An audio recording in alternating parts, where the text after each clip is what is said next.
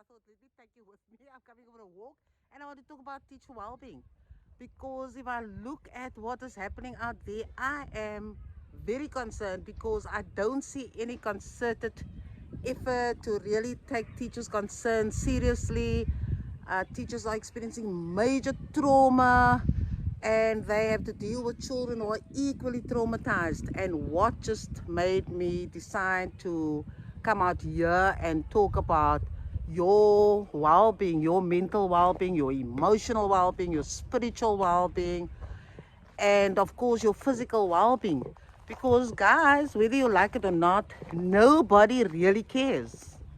Nobody really is going out of their way to make you feel better. So you're going to have to take charge of your own life. You're going to have to see that you pay attention to your health and that you make absolutely sure that you have a health action plan, because you may have given up your power, you may have given up your control because you believe other people must take care of you.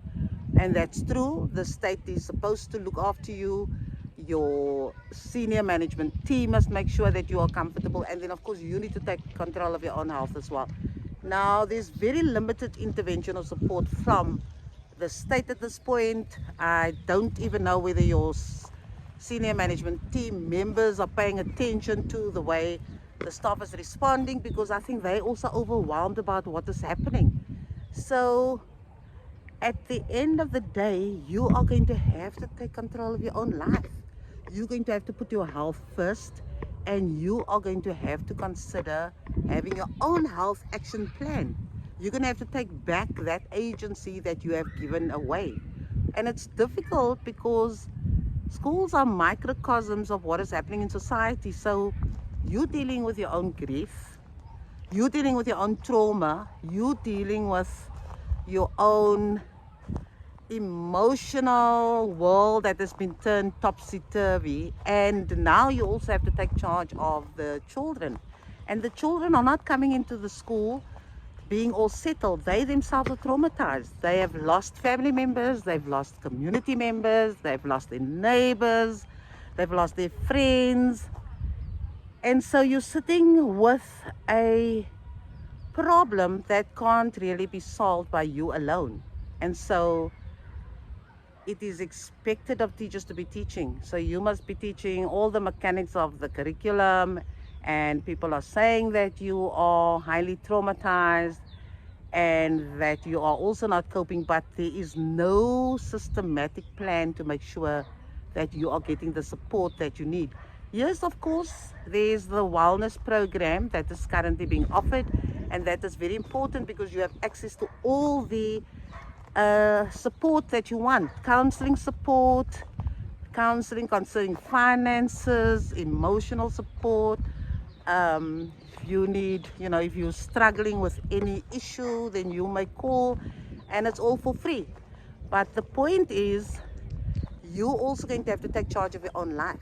You're going to have to make your own plans, because those are just externals, and those external support systems are only there to enhance what you're already putting in place to make sure that you are living fully and that you are building your coping mechanisms. So I'm suggesting that you seriously look at your health action plan, and I'd like to give you a few steps to see how you can in fact put that together, right? And when we're talking about health, we're essentially talking about health in terms of your emotional health, health in terms of your spiritual health, your mental health, all aspects of health. So you need to set aside time and work out how are you going to help yourself manage yourself so that you don't become too overwhelmed and eventually find yourself in a situation where you have lost complete control. And so I've got this plan that I'd like you to just write down and see if it can work for you. Right? So just focus on make yourself the most important person.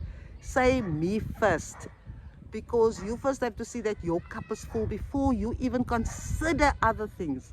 So take out a sheet of paper there and write in the middle of the paper, just put there health action plan or anything that you want to put there, and then just draw lines from the center and say, right, I want to take care of my emotional health, right?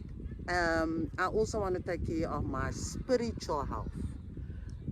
Then you put the spiritual health. I also want to take care of my mental health. I want to take care of my physical health.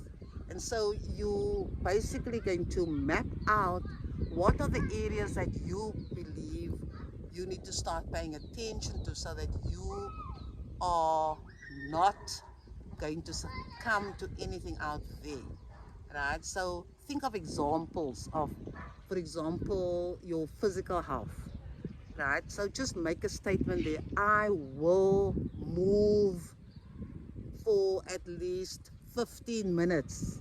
Just make a positive statement to say that you are going to do something. You don't have to be fancy and go for hikes and runs and long walks.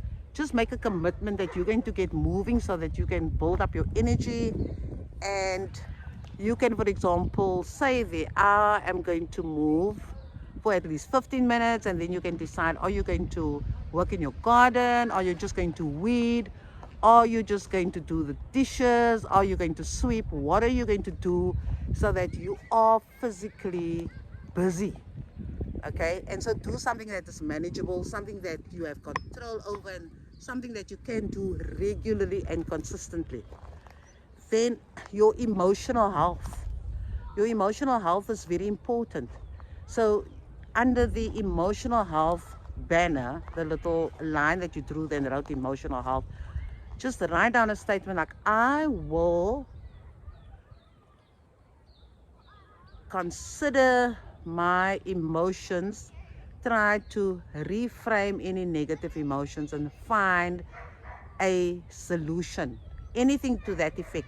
In other words, you're not going to ignore the fears that you have. You're not going to ignore the feelings of inadequacy, of helplessness.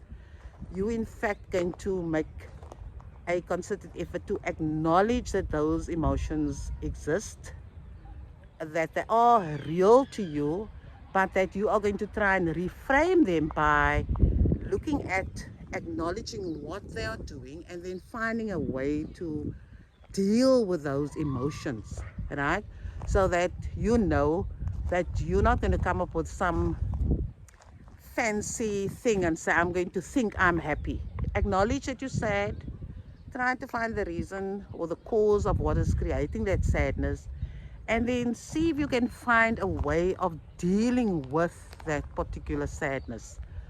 Or if you're feeling unsettled, try to locate it, try to find where is the possible root cause for making you feel like that. Then acknowledge it, embrace it, but the key is that you find something positive to address it and say, I'll still be sad, I'll still be angry, I'll still be helpless, but I'm going to do this to enable me to just take charge of my own life. Then when you look at your spiritual health, do the same there and make a positive statement and say, I will give thanks. I will acknowledge my creator. If you are a believer, I will follow my faith. I will acknowledge and appreciate the gifts and the talents that I have. And it may not be something that you believe right away when you're writing it down, but when we articulate how we feel and what we believe in, then the chances are that eventually that thought will grow in your head and you will feel better about yourself. And then say, write down things. I will express my gratitude for little things in life. Or I will pray every morning, and then whatever you want to write down there, right? And then look for those opportunities where you can in fact show your gratitude and show that you are aware that you are gifted. You're gifted with life, you're gifted with energy, you're gifted with talents, and you need to embrace that because you on this earth, because you need to fulfill a certain purpose. And so you need to help yourself understand that you are not here by mistake, right? You wonderfully and fearfully made, and therefore you need to acknowledge that and affirm yourself and believe that you are here with a basket full of skills and gifts and talents, and that you want to live fully. And so how are you going to express that in terms of your beliefs, in terms of your faith? And that will also help you get a handle on your life. And then, of course, we spoke about mental health as well. So on mental health, it has a lot to do with how we think, how we, the thoughts that we have. And perhaps you can put a statement there: I will guard against being too negative, even though it's difficult, right? So for every sector or section of your health map, put a positive statement there, and don't say I will probably or I should.